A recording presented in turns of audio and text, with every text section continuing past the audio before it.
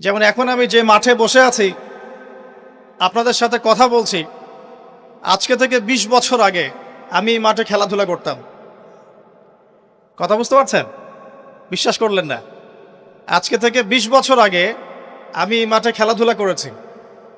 এমনকি একদিন আমার বাবা আমাকে বলেছিলেন, এবং আমি খেলাধুলা খুব পছন্দ করতাম, এবং আপনারা জানেন যে আমি খেলাধুলার সাথে ছিলাম, অনেক দূর পর্যন্ত খেলেছি আলহামদুলিল্লাহ।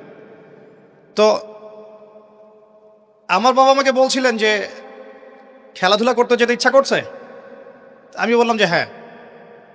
তো আমার মনে আছে ঠিক ওই যে ছেলেগুলো যেখানে দাঁড়িয়ে আছে ওই জায়গাটাতে আমি খেলছিলাম।